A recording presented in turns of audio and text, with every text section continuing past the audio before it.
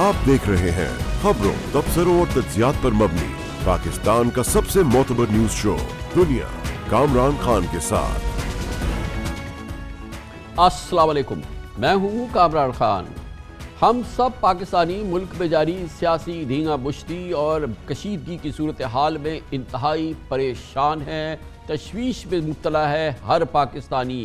इसमें कैसे और कैसे बेहतरी आएगी, इसके बारे में भी कुछ अंदाज़ा नहीं लगाया जा सकता। सियासी अदम इस्तेकाम है, अनसर्टिनिटी है, गैर यकीनी सूरत हाल मईशत के लिए तबाह कुल होती है। इसका ये ज़हर क़ातिल होती है किसी भी मईशत के लिए, मगर इसके बावजूद ये सिर्फ अल्लाह ताला का शायद करम ही है कि पाकिस्तान में बेहतरी के आसार, मईशत में बेहतरी के आसार इसी दौरान नज़र आए हैं। और इस सियासी और इस कशमकश में, इस रस्साकशी के दौरान मईशत के एतबार से पाकिस्तानियों को अच्छी खबरें मिली हैं, जो यकीनन एक मुआवजा है। गुज़िश्ता रोज़ रिकोडेक केस में पाकिस्तान पर आयद किया गया 11 अरब डॉलर का जुर्माना ख़त्म हो गया। ये नहायत ही इत्मीनान की बात है कि 11 साल बाद रिकोडेक मंसूबे पर काम करने वाली कंपनी से तनाज़ा ख़त्म हुआ है और अब न सिर्फ पाकिस्तान की 11 अरब डॉलर की जुर्माने से जान छूटी है, बल्कि नए माहिदे के तहत 10 अरब डॉलर की बलूचिस्तान में सरमायाकारी की जाएगी, जिससे 8,000 नई मुलाजमतें पैदा होंगी। कल इस हवाले से पाकिस्तान और बलूचिस्तान हुकूमत का कैनेडा की कंपनी बैरक गोल्ड कॉर्पोरेशन से एक नया माहिदा हो गया है। बताया गया है कि रिकोडेक मंसूबा दुनिया में तांबे और सोने की कानकनी के सबसे बड़े मंसूबों में से एक होगा इंशाअल्लाह, और नए प्रोजेक्ट में 50% हिस्सा बैरक गोल्ड के पास होगा। बाकी 50% उसके शेयर्स जो हैं पाकिस्तान की मिल्कियत होंगे, जो वफाकी हुकूमत और बलूचिस्तान हुकूमत के दरमियान मसावी तौर पर तकसीम किए जाएंगे। यकीनन ये एक मैसिव व बहुत उम्दा ब्रेक थ्रू है। एक माइंस, उसका एक्सट्रैक्शन का दरवाजा खुल गया और 6.5 अरब डॉलर और 4 अरब डॉलर अलहदा, यानी 10 अरब डॉलर के करीब पाकिस्तान को जो डैमेजेस अवार्ड होने वाले थे वो सब अब खत्म हो जाएंगी। तमाम लिटिगेशंस विड्रॉ कर लिए जाएंगे। जो माइनिंग है पाकिस्तान में वो खुलने लगी है और दुनिया की जो सबसे बड़ी कंपनी है बैरक गोल्ड, वो माइनिंग के अंदर दाखिल हो रही है पाकिस्तान के। इसका ट्रांजैक्शन स्ट्रक्चर कुछ इस तरह है कि 50% बैरक गोल्ड, जो पहले भी इसकी शेयर होल्डिंग थी शुरू से, उनके पास रहेगी। 25% हुकूमत बलूचिस्तान के पास रहेगी और 25% वजारत तवानाई की जो 3 ज़िली इदारे हैं, जिसके अंदर OGDCL है, PPL है और GHPL है, उनकी शराकत होएगी। और इसके अलावा बलूचिस्तान हुकूमत को रॉयल्टी और कॉर्पोरेट सोशल रिस्पॉन्सिबिलिटी के तहत जो फंड्स हैं और जॉब्स जो हैं उसकी मुकम्मल एलोकेशन जो है वो की जाएगी। इस सियासी धींगा मुश्ती के बावजूद, इस शदीद कशीदगी के बावजूद, अगर मुल्क की माशी सूरत हाल पर नज़र डालें तो पिछले माह जारी खातों का खसारा 54 करोड़ डॉलर रहा, जो कि जनवरी में रिकॉर्ड 2.5 अरब डॉलर तक पहुंच गया था। जिसकी एक अहम वजह हमारी एक्सपोर्ट्स में इजाफा है, जो पिछले 2 माह 8 अरब डॉलर थी। जनवरी के मुकाबले में पिछले माह बरामदात में तकरीबन 8% इजाफा हुआ और इस माली साल जुलाई से फरवरी तक दरमियान हमारी बरामदात 20 अरब डॉलर से तजावुज़ात कर गई हैं, जो पिछले साल इसी अरसे के मुकाबले में 26% ज़्यादा हैं। एक्सपोर्ट्स में 26% इजाफा हुआ है। ये यकीनन एक बहुत उम्दा सूरत हाल है। पाकिस्तान की माशी तरक्की और एक्सपोर्ट्स की तरक्की यकीनन एक बहुत ही अच्छी खबर है। इसी तरह महंगाई की शरह जनवरी में 13% तक जा पहुंची थी, जो पिछले माह कम होकर अब 12.2% पर आ गई है। इसके साथ बड़ी सनतों की पैदावार को देखें तो दिसंबर के मुकाबले में जनवरी में लार्ज स्केल मैन्युफैक्चरिंग में तकरीबन 8% इजाफा हो गया है। सियासी कशमकश के बावजूद पाकिस्तान स्टॉक एक्सचेंज का इंडेक्स आज 200 पॉइंट के इजाफे से 43,230 पॉइंट पर बंद हुआ। गोया के सरमायाकारों ने इस पूरे माहौल को बड़े इत्मीनान से देखा है और ये यकीनन बहुत ही हौसला अफजा बात है कि गैर यकीनी सूरत हाल, सियासी महाजराई की सूरत हाल, अनसर्टेनिटी की सूरत हाल, हुकूमत के मुस्तकबिल पर सवाल, उसके बावजूद माशी सूरत हाल के हवाले से बेहतर खबरें और फिर पाकिस्तान की स्टॉक मार्केट को उसको एक पॉजिटिव अंदाज से देखना और उसको रिकग्नाइज करना पाकिस्तानियों के लिए यकीनन ये माहौल बहुत उम्दा है। इसीलिए हमने ये इस वक्त आज हम ये सेगमेंट और ये प्रोग्राम इस हवाले से कर रहे हैं। इसकी बात को मज़ीद आगे बढ़ाते हैं और इसके लिए हमने दावत दी है वफाकी वज़ीर ख़ज़ाना मोहतरम शौकत तरीन साहब को। बहुत बहुत शुक्रिया शौकत तरीन साहब। गोया के इस पूरे माहौल के बावजूद, ये सियासी कशमकश के बावजूद, ये सारी बड़ी अच्छी कॉन्क्रीट खबरें हैं, ये बेहतर खबरें हैं। तो हम एक एक करके बात करते हैं। ये जो हमारा रिकोडेक वाला मामला हल हुआ है, तो ये क्या अब ये कंक्लूसिवली हल हो गया है और अब हम इस पे एक्शन देखेंगे? गोया कि बैरक गोल्ड आएगी और यहाँ मामला शुरू होंगे। جی بالکل، دیکھیں اس کے بیچ میں آپ کو معلوم ہے ایکسٹ کا ایک ایوارڈ تھا کہ جو 5.9 بلین ڈالرز کا تھا، اس کے بعد انہوں نے 700 ملین ڈالرز جو بلکہ 707 لاکھ ڈالر پر ڈے کا ہمارے جرمانہ ڈالا تھا. وہ اگر ملا لیا جائے تو اس وقت کوئی 6.5 بلین ڈالر کا ہمارے اگینسٹ وہ ایوارڈ تھا. اور لنڈن ان کی جو ہے کورٹ آف آربیٹریشن وہ ایک اور کیس لے کے بیٹھی ہے جو کہ بیسیکلی 4.5 بلین کا ہے، وہ بھی ایوارڈ ہمارے اگینسٹ ہونا تھا. تو تقریباً 10.5-11 بلین ڈالر جو ہے ہمیں جرمانہ دینا پڑتا. وہ سارا کچھ ہم نے ختم کروایا. اب ہم نے جو یہ بیرک کے ساتھ جو ان کے پارٹنر سے اینٹوفاگاسٹا، اس کو ہم نے 900 ملین ڈالر سے سیٹل کیا.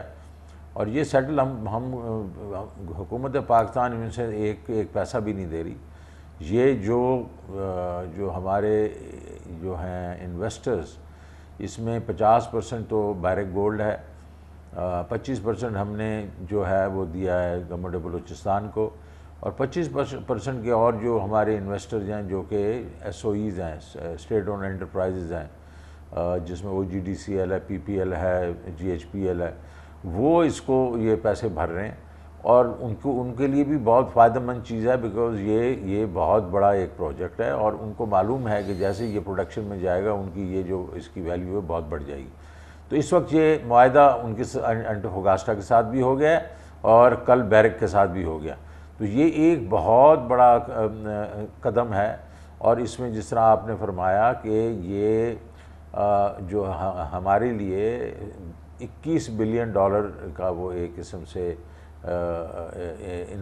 ایک قسم سے پازیٹیوٹی ہے، کیونکہ 11 بلین ہم نے سیو کیا، 10 بلین کی انویسٹمنٹ ہوگی، 8,000 جابز آئیں گی.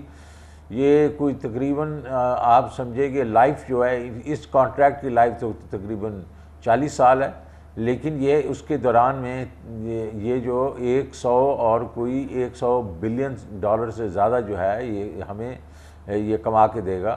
اور اس کی وجہ سے یہ اکنامک ایکٹیویٹی بہت ہی زیادہ ہو جائے گی بلوچستان کے بیچ میں. تو یہ دنیا کی سب سے بڑی کاپر وہ ہیں ریزروز ہیں، دنیا کی سب سے بڑی کاپر ریزروز ہیں، اور اس کو ہم بالکل استعمال نہیں کر رہے تھے، اور ہم نے یہ پچھلے 10 سال بھی ایک قسم سے ضائع کیا. صاحب یقیناً یہ تو انڈسپیوٹیڈلی بہت عمدہ خبر ہے، اور خاص طور پہ اس ڈپریشن کے عالم میں، ڈوم اور گلوم کے سینیریو کے اندر یہ بڑی اچھی خبر ہے. اور اس کے ساتھ ہی یہ بھی ایک اچھی کانکریٹ خبر آئی ہے، جو ہمارا کرنٹ اکاؤنٹ جو ہے یہ جو اس کا شدید پریشر تھا وہ اس میں بہتری آئی ہے، اور یقیناً جس کی وجہ جو ہے ایکسپورٹس ہے.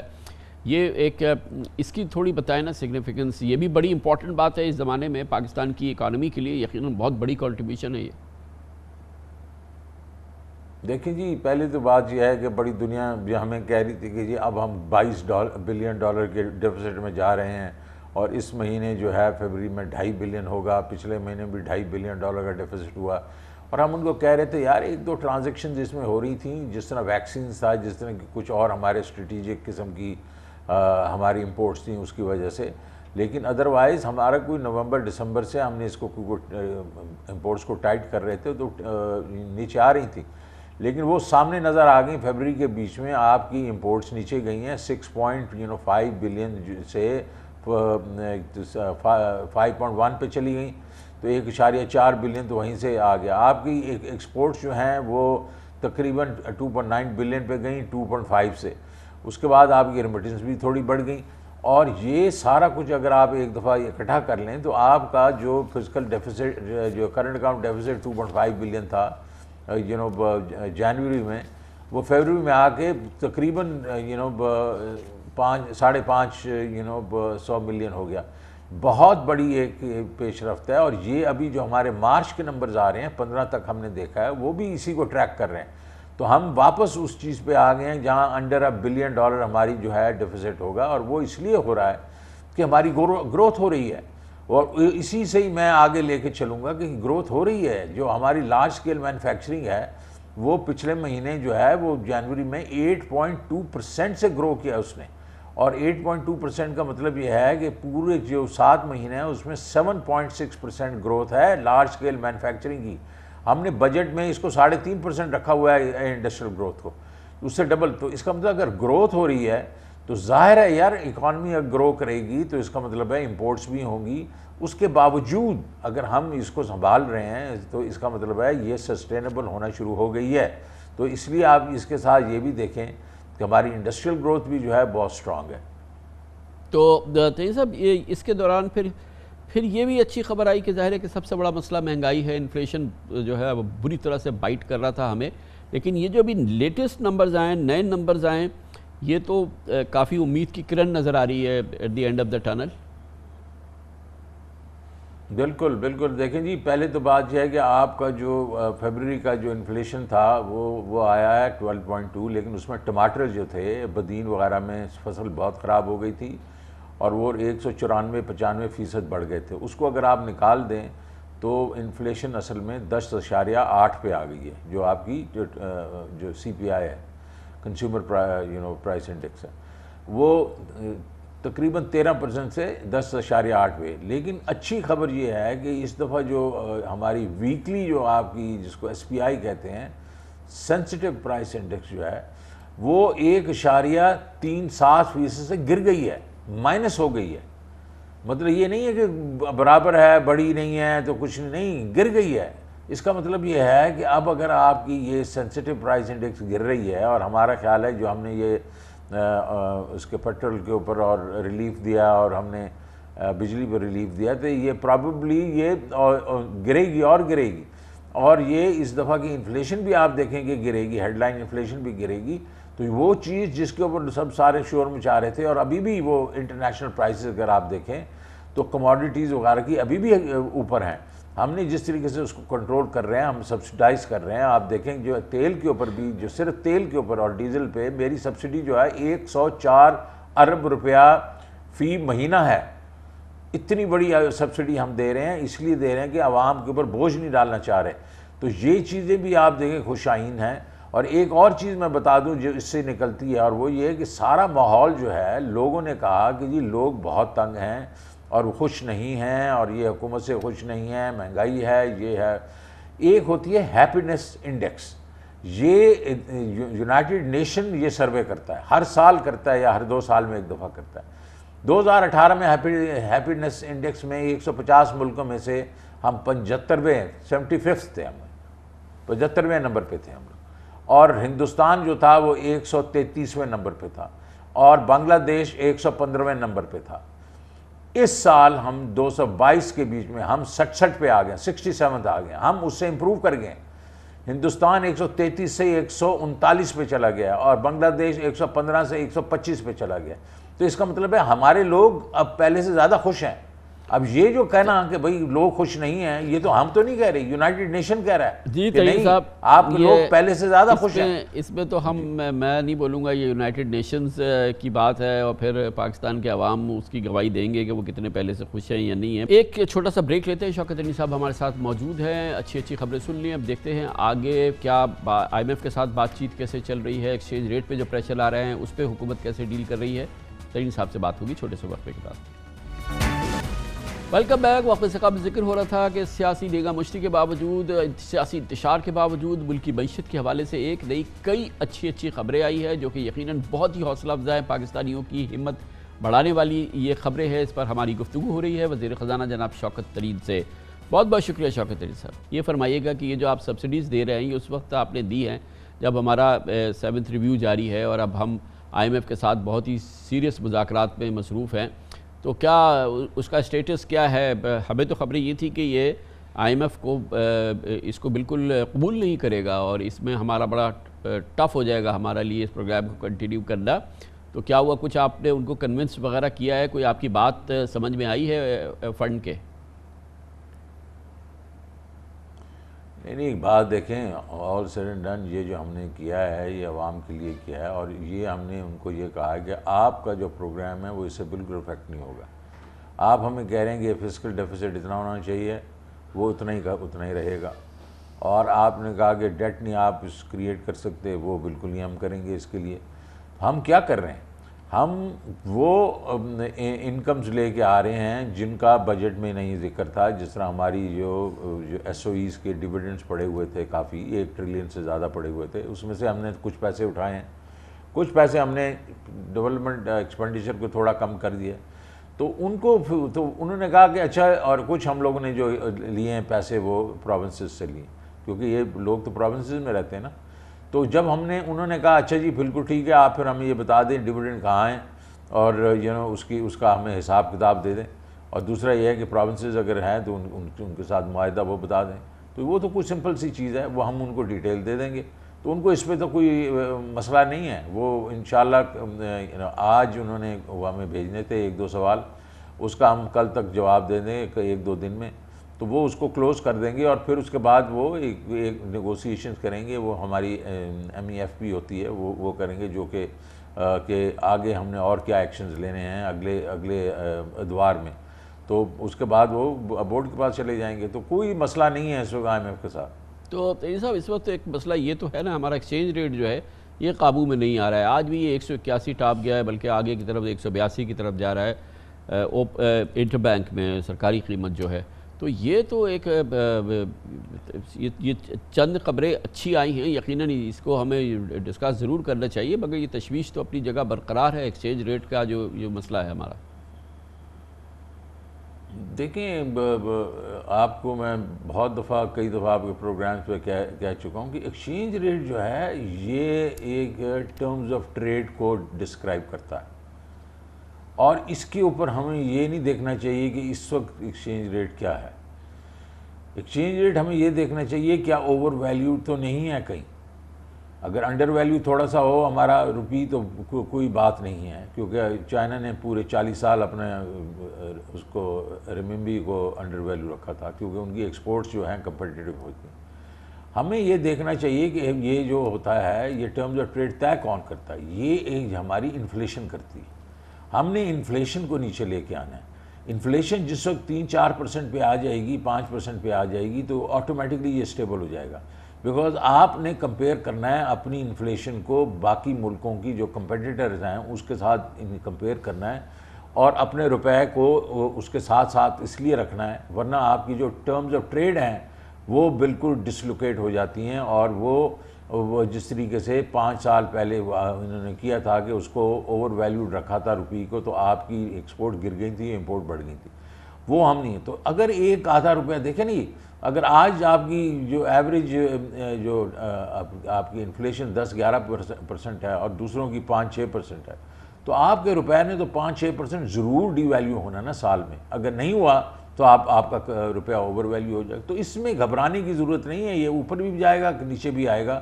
It all depend on your inflation. تو یہ جو ہمارے ایکسپینڈیچرز ہیں خاص طور پہ جس کو شاید ہم میٹ تو نہیں کر پاتے، لیکن ایک اور مسئلہ بھی سامنے آیا ہے جس سے جو کہ پریشرز کی نشاندہی کرتا ہے کہ ہم نے جو فارما پہ را مٹیریل پہ 17.5% سیلز ٹیکس لگا دیا تھا، اور ہم نے کہا تھا کہ اب ہم ان کو ریفنڈ کریں گے، اور ہم وہ ریفنڈ نہیں کر پا رہے، اس کو فنڈ نہیں کر پا رہے ہیں. اور وہ بھی ایک بڑا مسئلہ ہو گیا ہے. اور BR اب ان سے کہتی ہے فارما انڈسٹری سے کہ آپ بورو کر لیں اور اس کے بعد ہم اس کی کاسٹ دیں گے. یہ ایک عجیب سی صورتحال نہیں ہے تنویر صاحب؟ دیکھیں سب جو ہے نا ہمارے جو انڈسٹری والے ہیں وہ چاہتے ہیں کہ جو سٹیٹس کو ہے وہ قائم رہے اور ہم چینج نہ کریں. یہ جو ہم لوگوں نے اس سے GST جو ہے سب پہ لگایا ہے، وہ IMF کے کہنے پہ اس لیے لگایا ہے کہ انہوں نے یہ کہا کہ دیکھو آپ یہ ہے کہ اپنی مرضی سے یہ نہیں کر سکتے کہ کسی پہ لگا دیں کسی پہ نہ لگائیں. آپ سب پہ لگائیں اور جا کے بعد میں ریفنڈ دے دیں ان کو. تو کم از کم ڈاکومنٹیشن تو ہوگی نا. اب میں فارما کی بات کرتا ہوں، میری 3-4 میٹنگز ان کے ہو چکی ہیں. آخری دفعہ بھی میں ان کے ساتھ بیٹھا ہوں اور میرے سے تو اگری کر کے چلے گئے.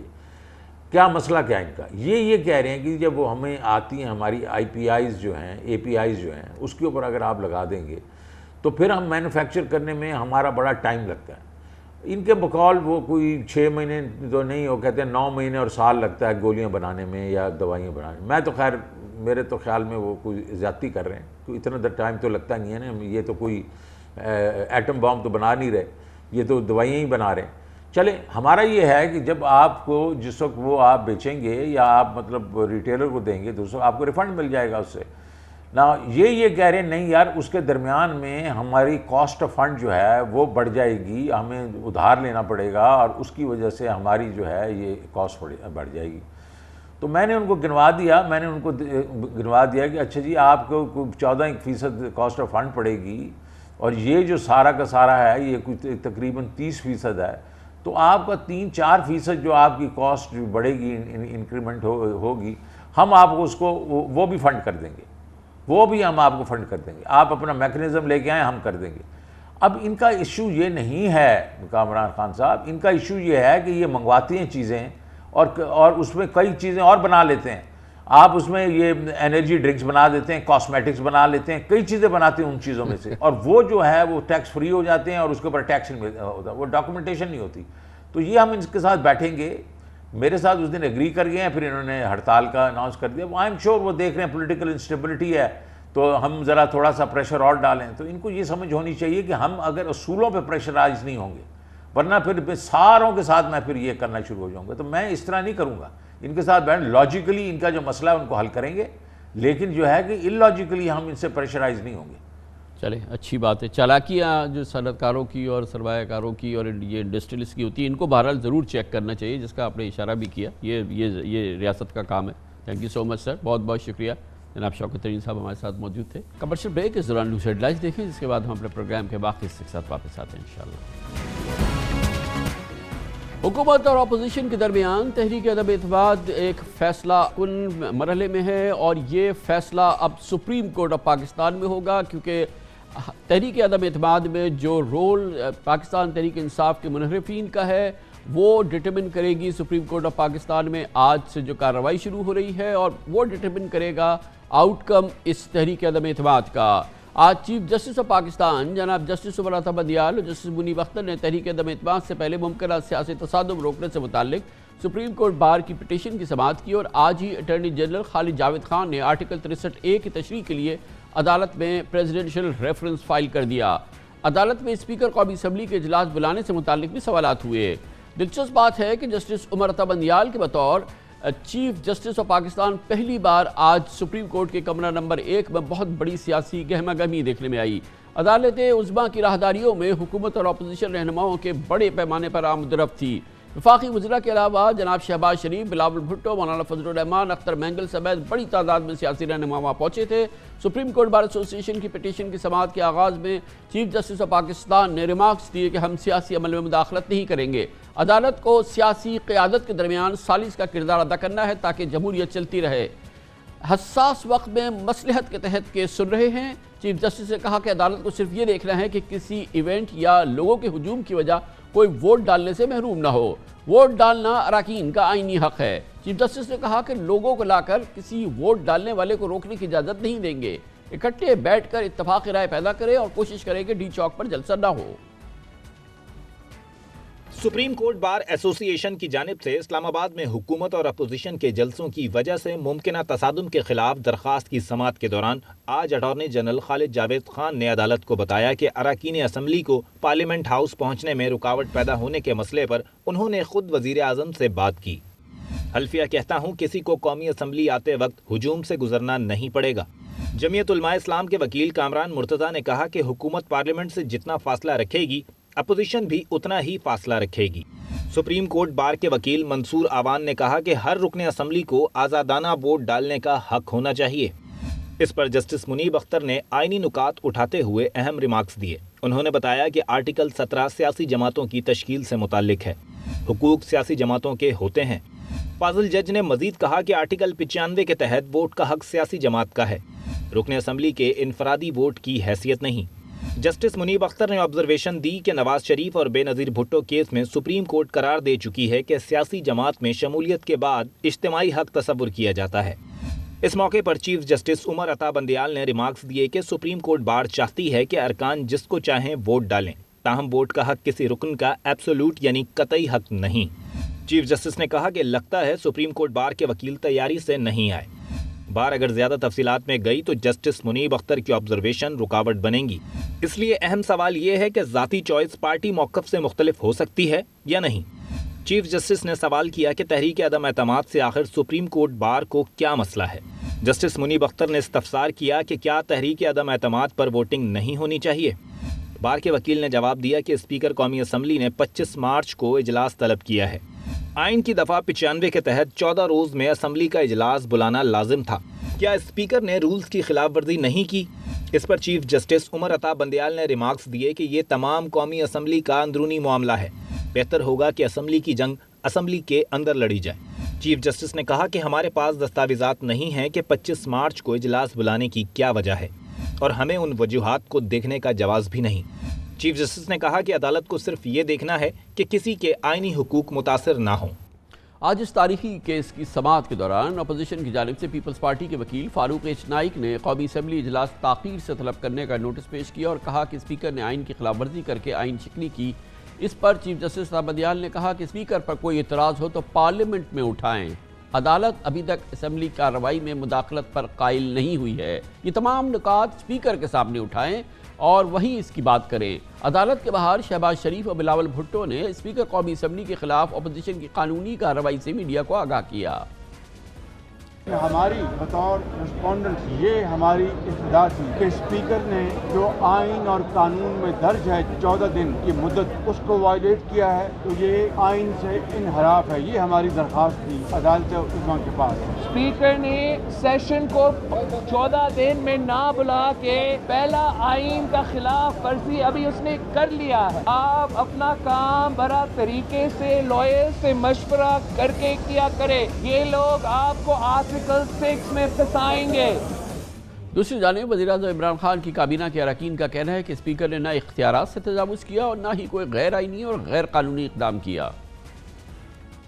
स्पीकर अगर आपकी बातें मानता चला जाए तो वो बहुत अच्छा है। अगर आप 3 दिन के लिए हॉल आपने इस्लामी सरबराह कॉन्फ्रेंस को दिया है और वो भी कौमी असम्बली की अपनी करारदाद है जिसके ऊपर आपने दिया, स्पीकर बाउंड है नेशनल असम्बली की रेजोल्यूशन के ऊपर अमल करने का। स्पीकर साहब ने इजलास तलब किया है 25 तारीख का, उस पे एतराज़ ये किया जा रहा है कि वो आइन की गोया खिलाफ वर्जी है। पाकिस्तान का आइन निकालें और उसके अंदर आपको 254(3) पढ़ें। उसमें लिखा हुआ है कि अगर किसी जगह कोई वक्त मुकर्रर है असेंबली के अंदर कोई एक्ट करने का और उसके अरसे के अंदर वो एक्ट नहीं होता, तो इस ग्राउंड पे ना उसको चैलेंज किया जा सकता है, ना ही ये कहा जा सकता है कि कोई गैर कानूनी काम हुआ है। एक जानिब अपोजिशन हुकूमत के खिलाफ सफारा है तो दूसरी तरफ मुनहरफीन एलानिया इमरान खान के खिलाफ बगावत का ऐलान कर चुके हैं, लेकिन मुनहरीफीन की सर पर ताहयात नाअहली की तलवार अब लटक रही है। आज चीफ जस्टिस उमर अता बंदयाल ने हुकूमत की जानिब से आर्टिकल 63A की तशरीह के लिए सदारती रेफरेंस की समाअत के लिए 24 मार्च की तारीख मुकर्रर की। 5 रुकनी लार्जर बेंच तश्कील दिया जाएगा। उन्होंने हुक्म दिया कि तमाम सियासी जमातें अपने वकला के जरिए समाअत में पेश हो सकती हैं। सदारती रेफरेंस में हुकूमत ने सुप्रीम कोर्ट से आर्टिकल 63A की तशरीह के लिए 4 सवालात पर रहनुमाई की सदा की है। पहला सवाल है कि क्या अरकान असेंबली को पार्टी पॉलिसी के खिलाफ वोट डालने से पहले रोका जा सकता है? पार्टी पॉलिसी से मुनहरिफ अरकान के अदम एतमाद का वोट शुमार होगा या नहीं? मुनहरफीन की नाअहली की मुद्दत कितनी होगी? क्या वो ताहयात नाअहल तसव्वुर होंगे?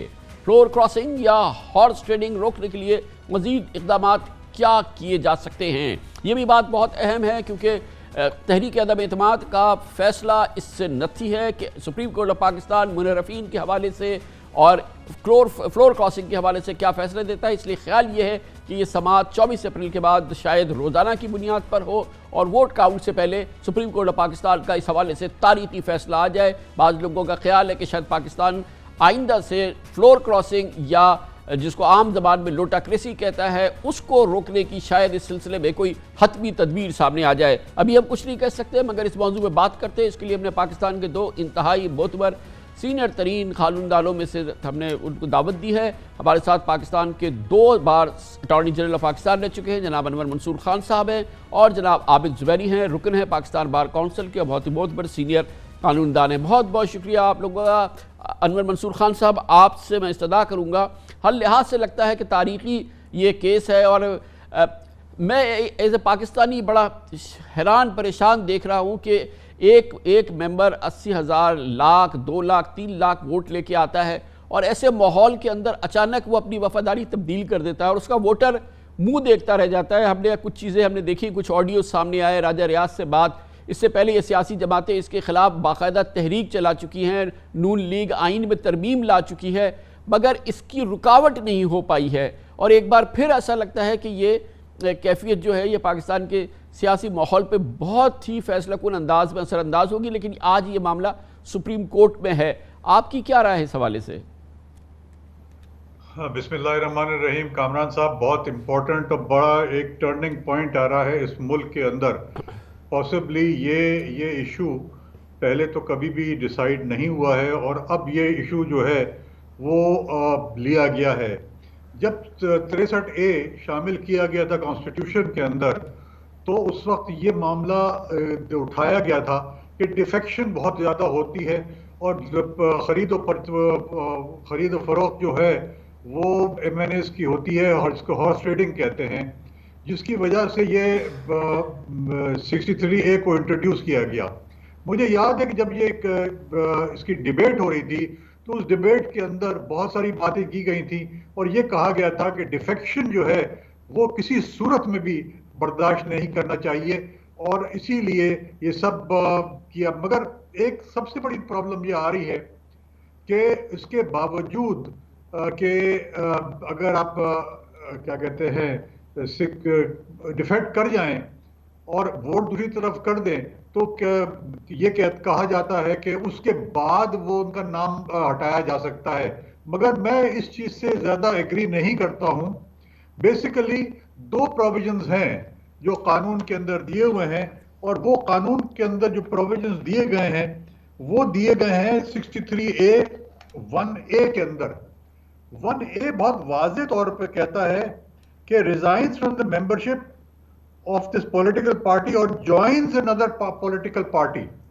इसके ऊपर भी जब ज्वाइनिंग की बात आ जाती है तो इसका मतलब यह है कि वो उस पार्टी को छोड़कर कहीं और चला गया, चाहे वो इंडिपेंडेंट हो जाए चाहे वो कोई और पार्टी ज्वाइन कर ले।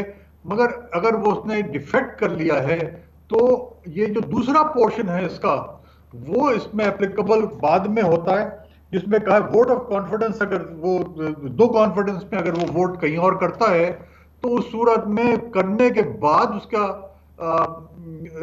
मेंबरशिप कैंसिल हो सकती है।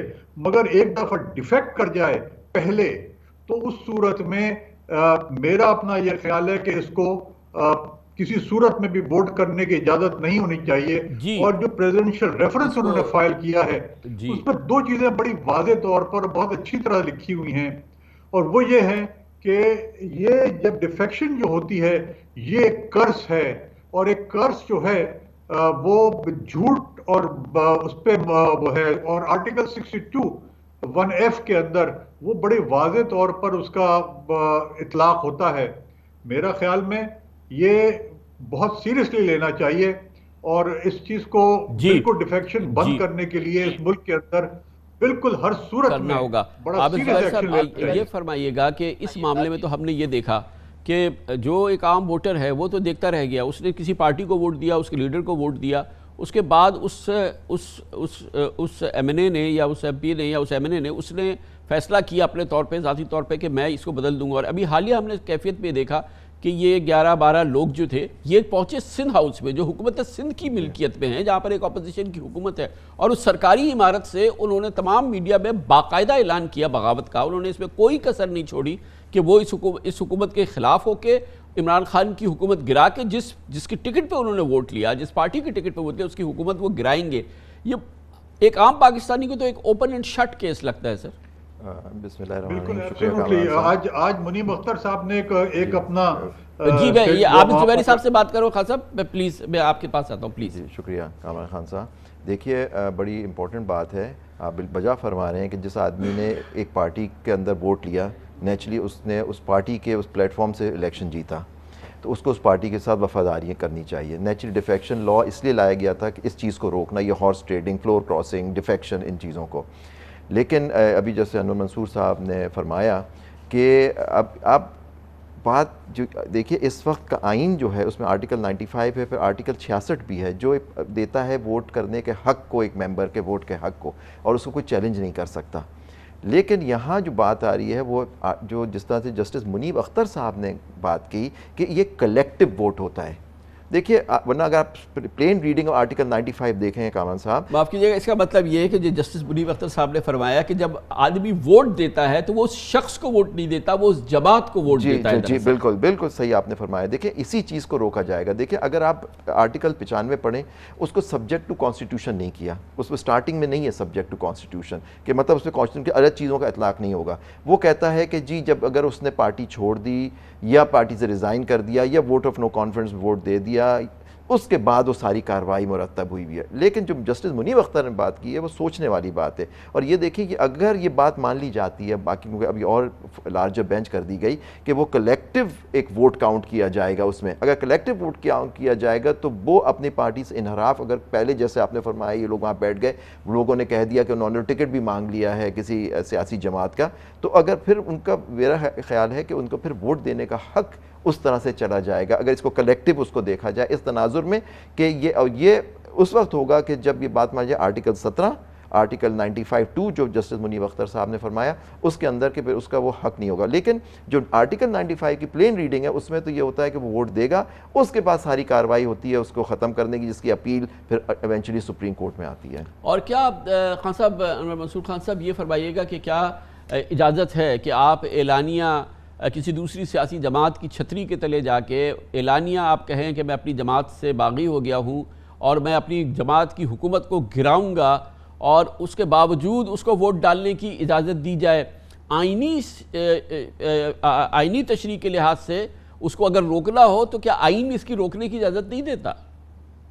بالکل، میں یہی عرض کر رہا تھا کہ آرٹیکل 63A کے اندر مختلف صورتیں ہیں، اور وہ پہلی صورت جو ہے کہ اگر وہ اپنی پارٹی چھوڑ دے خود سے، اگر وہ اپنے پارٹی جو ہے جس کے بیسس کے اوپر وہ اپیئر ہوا، وہ الیکٹ ہوا تھا، جس کے بیسس کے اوپر جیسے منیب اختر صاحب نے کہا کہ یہ جو ہے vote it is the parties vote, اور آپ پارٹی کا اگر چھوڑ کے چلے جاتے ہیں تو اس صورت میں آٹومیٹکلی میرے حساب سے تو اس کو ووٹ ڈالنے کی اجازت ہی نہیں ہونی چاہیے، اور اس کو تو because he has left the party, اور جب پارٹی چھوڑ دی ہے اس نے تو اس صورت میں بڑا کلیئر ہو گیا ہے کہ وہ ڈیفیکٹ کر گیا ہے، اور جب ڈیفیکٹ کر جاتا ہے تو اس صورت میں اس کو ووٹ ڈالنے کا اختیار نہیں ہونا چاہیے. اور میرا اپنا یہ ماننا ہے کہ اگر وہ آتے ہیں تو اس کے پاس اسپیکر کے پاس بھی یہ اختیار ہے کہ وہ ان کو ریفیوز کر سکتا ہے ووٹ ڈالنے سے. جی تو عابد زبیر صاحب یہ بتائیے گا کہ یہ بڑا ایک اس کا سب مانتے ہیں کہ ہاں ہم نااہل ہو جائیں گے، لیکن بڑا سمپل ہے کہ اب الیکشن سے اگر اس طریقے سے حکومت کو ختم کر دیں تو الیکشن تو ایک ہفتے بعد یا 1 مہینے بعد 2 مہینے بعد ہو جائیں گے، اس کے بعد وہ پھر لڑے پھر آ جائے، گویا کہ یہ ایک اپنی حکومت جب بھی گرانا ہو آپ کر لیں. حالانکہ جو متعلقہ شق ہے اس میں جو تاحیات نااہلی ہے وہ ڈٹرمن کر چکی ہے سپریم کورٹ آف پاکستان کے وہ کس صورت میں ہوگی، جہاں پہ مدت نہیں لکھی، اس میں مدت نہیں لکھی ہے، اور یہی ریفرنس کی بنیاد ہے جو کہ حکومت پاکستان لے کے گئی ہے، اٹارنی جنرل جس کو پلیڈ کر رہے ہیں. تو یہ بھی تو بڑا ضروری ہے کہ اس کو اتنی تو سزا ملے، کم از کم تاحیات نااہل ہو، نہیں ہوتا تو 2-3 اسمبلیز کے لیے اس کو الیکشنز کے لیے اس کو نااہل قرار دے دیں، ورنہ تو اس کی کوئی سزا ہے ہی نہیں نا آج. تو دیکھیے اس میں 2 چیزیں ہیں. ایک تو اس نے اپنی پارٹی کو چھوڑ دیا، جیسے اسیوم کریں گے یہ لوگ 12 لوگ جو تھے وہ ایک سندھ ہاؤس میں جا کے بیٹھ گئے اور انہوں نے اعلان کہہ بھی دیا کہ جی ہم ڈیفیکٹ کر گئے اور ہم ووٹ دیں گے عمران خان صاحب کے خلاف، پرائم منسٹر کے خلاف. اس کے اندر دیکھیے جو چیز ہے کہ اگر یہ کر لیا تو یہاں ڈیفیکشن کلوز لگ جانا چاہیے. میرا ویو یہ ہے اس کے اندر کہ اس کو ووٹ دینے کا حق وہ اپنا کھو دیا. جب وہ ووٹ نہیں دے سکتا تو پھر اسپیکر کہہ سکتا ہے کہ جی آپ نے اپنا نہیں کر دیا، آپ اپنا ووٹ کا حق کھو چکے ہیں تو اس لیے آپ کا ووٹ میں کاؤنٹ نہیں کروں گا. یہ ایک دیا جا سکتا ہے اگر ہاؤس ٹریڈنگ اس طرح سے روکنی ہے آپ کو ڈیفیکشن کی، کیونکہ یہاں اعلان وہ کہہ چکے ہیں. کیونکہ اگر فرض کریں میں پہنچا اسمبلی میں اور میں نے جا کے ووٹ اس وقت کیا تو نیچرلی وہ تو بات کی بات آ گئی، کیونکہ یہاں ایک چیز پہلے ہو چکی ہے، ڈیمیج کر دیا. دیکھیں پھر اس میں ساری دیکھیں اگر آپ کو ڈیفیکشن روکنا ہے اور کانسٹیٹیوشن ہے نا it is for all times. Constitution interpretation ایسی کرنی ہے کہ جس کو اگر کوئی ایک برائی ہے اس کو آپ کو روکنا ہے تو اس کو برائی کا انٹرپریٹیشن یہی ہے. اگر آپ سمجھتے ہیں برائی ہے تو اس کا حق نہیں، یا تو وہ ریزائن کر کے چلا جائے وہ آدمی وہ سمجھتا ہے کہ جی میں پارٹی سے اپنے ختم ہو گیا، جی میں اب دوبارہ الیکشن لوں گا. پھر آپ نے بات کی اس کی حیات، اس کے اندر سب سے بڑی جو چیز ہے وہ ڈسکوالیفائی ہو جاتا ہے اور naturally subject to decision of the election commission and supreme court of Pakistan. لیکن آپ نے اس کا سزا ہے نا، پینل پروویژن ہے. پینل پروویژن کا جو انٹرپریٹیشن کا طریقہ ہوتا ہے جس کے اندر کوئی سزا ہے، اس کے اندر سزا تو ہے نا کہ اپنی سیٹ آپ کھو رہے ہیں، تو وہ اسٹرکٹ انٹرپریٹیشن لی جاتی ہے. اس کے اندر اس کا حقوق دیکھنے ہوتے ہیں کہ اس ممبر کے حقوق کیا سلب ہو جائیں گے یا نہیں. وہ ساری چیزیں مد نظر رکھے گی کورٹ کے. یہ ایک پینل پروویژن ہے، اس کے انٹرپریٹیشن کا ایک طریقہ کار کانسٹیٹیوشن کے اندر اور ججمنٹس کے تحت طے ہوا ہے. تو ان کو یہاں دیکھنا ہوگا، اس میں نہیں ہے. میرے خیال سے اگر یہ اتنا بڑا یہ گناہ ہے، میں سمجھتا ہوں، اور جو آپ نے فرمایا کہ ایک ووٹ کیا ایک گورنمنٹ، ایک الیکٹڈ گورنمنٹ جو 5 سال کے لیے الیکٹ ہوئی ہے، اس کو آپ ایک گرانا چاہ رہے ہیں فار واٹ ایور ریزنس. آپ کے نیچرلی ووٹ آف کانفیڈنس کا حق پارٹی کانسٹیٹیوشن نے دیا ہوا ہے، آپ کو اس کو کریں. لیکن طریقہ کار اگر آپ یہ اڈاپٹ کر کے کر رہے ہیں کہ جی آپ نے ممبرس کو توڑ لیا یا ممبر نے ناراض ہو گئے آپ کے ساتھ شامل ہو گئے، تو ان کو اس کا اجازت اگر آپ دے دیتے ہیں تو میں سمجھتا ہوں تاحیات پابندی ہونی چاہیے تاکہ یہ چیز رکے، تاکہ ہمیں ڈیموکریسی ہماری چل سکے. خان صاحب یہ فرمائیے گا کہ ایک اور چیز آج چیف جسٹس صاحب نے بھی فرمائی اور آج کی آگے تو لارجر بینچ بنے گی، جسٹس منیب اختر صاحب بھی فرما رہے تھے اسپیکر کے رول کے حوالے سے. اور بہت زیادہ ایسا لگ رہا ہے کہ سپریم کورٹ آف پاکستان چاہتی ہے کہ یہ جو پارلیمنٹ کے اندرونی مسائل ہیں اس میں ہم بیچ پہ نہ آئیں، پارلیمنٹ اپنے اندر یہ معاملات ڈیسائیڈ کرے. اسپیکر کا اپنا رول ہے، وہ اسپیکر پارلیمنٹ کو چلائے. اور کیونکہ یہ جو معاملہ ہے 63A وغیرہ کا، وہ اس کی انٹرپریٹیشن کے لیے حکومت وہاں پہ گئی ہے. اسپیکر کا کردار جو کہ اب چاہے یہ اجلاس ہو یا آئندہ کا اجلاس ہو حتمی ہے نا خان صاحب، جیسے کہ آج سپریم کورٹ کہہ رہی تھی. ایبسولوٹلی، بالکل کانسٹیٹیوشنل پروویژن ہے کلیئرلی کہ کوئی کورٹ آف لا جو ہے وہ جو کارروائی نیشنل اسمبلی کے اندر یا سینٹ کے اندر ہوگی، اس کارروائی کے معاملے کے اندر کوئی کورٹ جو ہے وہ مداخلت نہیں کر سکتی ہے. اور ظاہر ہے کہ اس کا مطلب یہی ہوتا ہے کہ جو معاملات نیشنل اسمبلی اور سینٹ کے اندر ہوں وہ وہیں پر اس کے ڈیسیشن ہو، وہیں پر اسپیکر کے معاملے کو اسپیکر کو کیا جائے.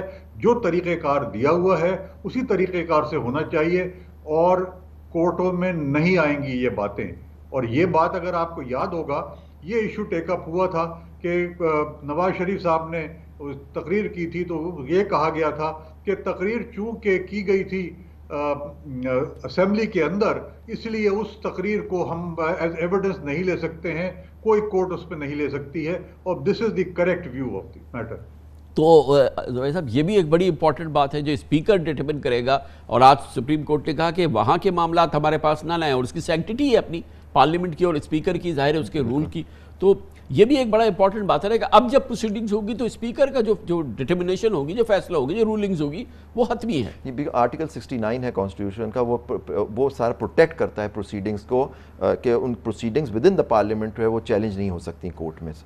تو اگر اسپیکر کوئی رولنگ دیتا ہے تو اس کی میرے خیال سے اگر لوگ کہیں کہ جی رولنگ اس نے روک دیا ایک ممبر کو ووٹ دینے سے، تو وہ چیلنج نہیں ہو سکتا. لیکن نیچرلی کورٹ آپ روک تو نہیں سکتے کسی پارٹی کو، جا کے کیس داخل کریں گے، لیکن نیچرلی جواب آئے گا آرٹیکل 69 کہ جی اس کے اندر تو پروٹیکشن ہے وہاں پروسیڈنگز کو. اگر آپ کو وہاں شکایت ہے تو وہیں، جیسے آپ نے فرمایا آنریبل چیف جسٹس فرما رہے تھے کہ اس کا معاملہ آپ وہیں طے کریں. تو وہاں اگر وہ روک دیتا ہے کسی کو ووٹ دینے سے کہ جی، اور سمجھتا ہے کہ جی ڈیفیکشن ہو گئی ہے اور یہ انٹرپریٹیشن وہ لیتے ہیں، تو پھر اس کا چیلنج کرنا ان کے لیے ذرا مشکل ہوگا، انلیس وہ دکھائیں کہ جی یہ جو پروسیڈنگز تھی یہ ایکچولی پروسیڈنگز نہیں تھی، یہ ایک ان لافل چیز ہوئی ہے. لیکن اس پہ ڈیبیٹ ہے کہ آرٹیکل سے ابھی آپ نے دیکھا تھا یہ ایشو اٹھا تھا یہ جو سینٹ میں چیئرمین سینٹ کے الیکشنز ہیں، اس کے اندر بھی یہ پوائنٹ، اسی پوائنٹ پہ انہوں نے کہا کہ آرٹیکل 69 سے جو پروسیڈنگز ہیں وہ پروٹیکٹڈ ہیں. یہی وجہ تھی، جبکہ وہاں سیکرٹ بیلٹ تھا اور انہوں نے کچھ ووٹ ریجیکٹ کیے تھے، تو انہوں نے اس پہ اسلام آباد ہائی کورٹ نے ججمنٹس دی تھیں اس کے لحاظ سے. بڑی نوازش. بہت بہت شکریہ جناب عابد زبیری. جناب انور منصور خان ہمارے ساتھ موجود تھے. کمرشل بریک اس کے بعد ذکر کریں گے کیا ابھی عمران خان کی حکومت کا ہم کہہ دیں کہ آخری فرق لکھا جا چکا ہے.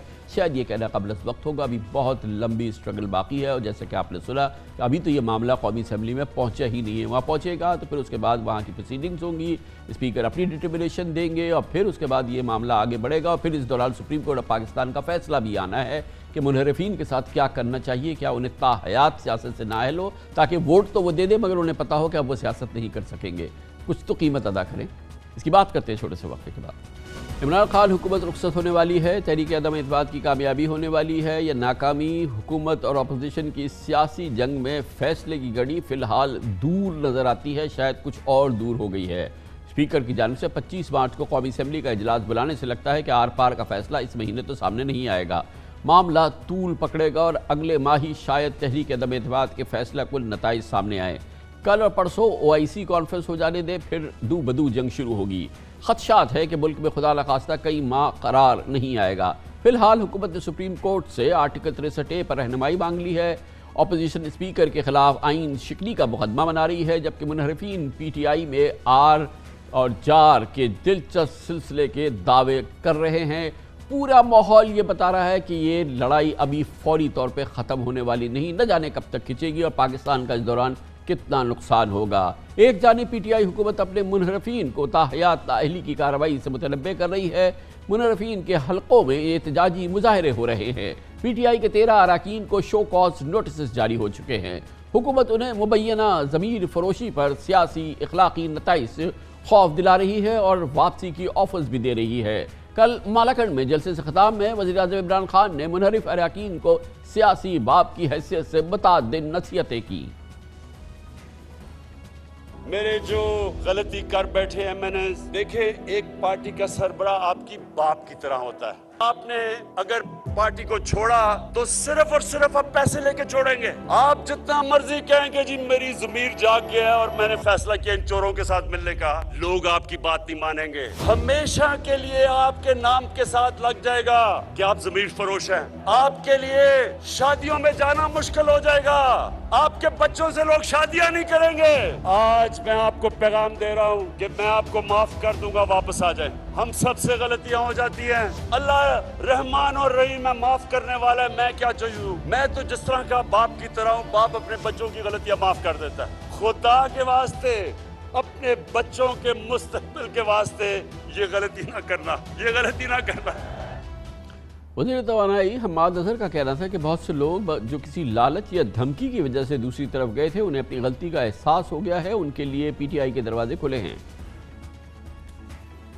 بہت سارے ایسے لوگ جو کسی نہ کسی بھڑکاوے کے ساتھ، کسی نہ کسی پریشر کے ساتھ یا کسی لالچ کے ساتھ وہ دوسری طرف گئے تھے، اب ان میں سے کچھ ایسے لوگ ہیں جن کو اپنی غلطی کا احساس ہونا شروع ہو گیا اور وہ اب ہم سے دوبارہ رابطہ کر رہے ہیں، اور ان کے لیے انشاءاللہ تعالی ہمارے دروازے آج بھی کھلے ہیں۔ جب تک عمران خان کے خلاف وہ ووٹ نہیں ڈالا ابھی تک انہوں نے۔ دلچسپ بات ہے، PTI حکومت کے اتحادیوں اور ترین گروپ کے فیصلہ ابھی آنا باقی ہے۔ مسلم لیگ خاف، MQM، بلوچستان عوامی پارٹی تاحال گوں مگوں کی کیفیت میں ہے۔ چودھری پرویز الہی نے پچھلے ہفتے اپنے انٹرویو میں وزیر اعلیٰ پنجاب بننے سمیت کئی تہلکہ خیز انکشافات کیے تھے، لیکن سندھ ہاؤس میں PTI کے اراکین منظر عام کے آنے کے بعد لگتا ہے کہ چودھری برادران پر بھی خاموشی طاری ہو گئی ہے۔ MQM کی قیادت تاحال مقبضے کا شکار ہے اور تمام آپشن سے متعلق اپنے سابقہ گول مول موقف پہ قائم ہے، جبکہ اندازے ہیں کہ باپ کے یعنی کہ بلوچستان عوامی پارٹی کو بھی تاحال مبینہ ہدایات کا انتظار ہے۔ یہ تینوں سیاسی جماعتیں اکثر اندرون خانہ ٹیلی فون کال کی منتظر نظر آتی ہیں۔ پاکستان کی موجودہ سیاسی صورتحال مستقبل پر نگاہ ڈالنے کے لیے ہم نے نامور سینئر تجزیہ کار، نیوز اینالسٹ اور اپنا پروگرام بھی ہوسٹ کرتے ہیں جناب فہد حسین ہمارے ساتھ موجود ہیں۔ بہت بہت شکریہ فہد حسین صاحب۔ کیا یہ معاملہ آپ کے اندازے معلومات کے مطابق اب 1-2 ہفتے میں 2-3 ہفتوں میں ختم ہونے والا ہے اور عمران خان کی حکومت ختم ہونے والی ہے؟ کیا ہم اس کا آخری باب دیکھ رہے ہیں، آخری چند دن دیکھ رہے ہیں؟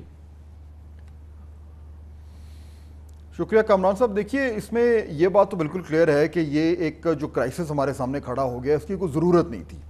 ووٹ آف نو کانفیڈنس جو ہے وہ ایک آئینی پروسیجر ہے، اس کا جو طریقہ کار ہے وہ بالکل واضح الفاظ میں آئین میں لکھا ہوا ہے، اور اگر اس پروسیجر کو اسی طرح فالو کیا جاتا جیسے کہ وہ لکھا ہوا ہے تو اس میں کوئی اتنی پیچیدگی تو ہے نہیں۔ آپ نے وہ اسمبلی بلانی ہے، موشن کو ٹیبل کرنا ہے، اس کے بعد ووٹنگ کرنی ہے، ووٹنگ کے نتیجے میں جو رزلٹ آئے گا اس سے واضح ہو جائے گا کہ وزیر اعظم جو ہیں وہ اپنی کرسی پہ براجمان رہیں گے یا ہاؤس کو ایک نیا لیڈر الیکٹ کرنا پڑے گا۔ لیکن کیونکہ سیاست جڑی ہوئی اور سٹیکس اتنے ہائی ہیں تو اب یہ ایک بحرانی کیفیت اس نے اختیار کر لی ہے، اور جیسا کہ ہمیشہ پاکستان میں ہوتا ہے بدقسمتی سے کہ جب بھی سیاسی بحران ہوتا ہے تو اس کا فیصلہ جو ہے وہ عدالتوں میں چلا جاتا ہے. تو میرے خیال میں اب یہ ڈیپینڈ کرتا ہے کہ عدالتیں اس معاملے کو کتنا آگے لے کے چلتی ہیں, کیونکہ آئین کے مطابق تو یہ معاملہ اتنا طول نہیں پکڑے گا. اس کی ایک خاص اس کی مدت جو ہے وہ متعین ہے اور اس کے مطابق اس کا فیصلہ آ جانا چاہیے. گویا کہ اب آپ کے نزدیک فی الحال جو کنفیوژن ہم دیکھ رہے ہیں یا